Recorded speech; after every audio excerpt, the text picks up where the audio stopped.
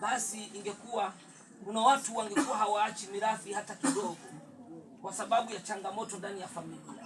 Kwa nasema hasigayimisi imyaka ibiri rero reka ndabereke hana kimwe ndabasigira, ataanzia hata shati ya kugwata baki na kaptura, lakini kwa sababu ni siri, wewe unabaki unasema ewa wakakesho utafanya hivi, wakakesho mtu atafanya hivi, kumbe bado miezi miwili tu ndio umebakiza.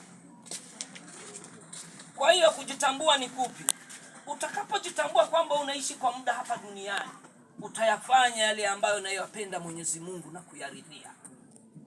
Maana utajielekeza mbele ya Allah, utamwabudu Mungu, utafata sheria za Mungu, utafata maamrisho ya Mwenyezi Mungu Subhanahu wa Ta'ala, ili siku hiyo ikikute katika imani ya kumwamini Mwenyezi Mungu Subhanahu wa Ta'ala. Huu ndio mtihani.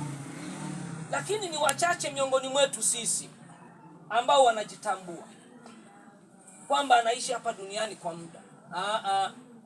Yanakwambia kafue kabazwifu. Mpaka leo pamoja na kuwa vitabu vitakatifu vinatafsiri kwamba kutakuwa na kiyama, kutakuwa na mahesabu ya baadaye, ni wachache wanaoamini.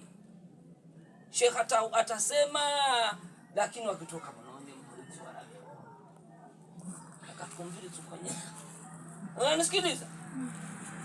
Kama ni pastor atasema huko, lakini watakayesikia na kuamini yawezekana wakawa ni wachache kuliko wale ambao wasiokubali 100%. Lakini tuamini tusiamini, maisha yapo baada ya kufa, tutafufuliwa na kila mmoja atatumwa, atalipwa kwa kile ambacho alichokifanya katika maisha ya hapa duniani. Hayo maisha yapo, kwa sababu Mungu hawezi kuwa muongo. Mungu si muongo. Hawezi kusema katika Taurata, akasema katika Injili, akasema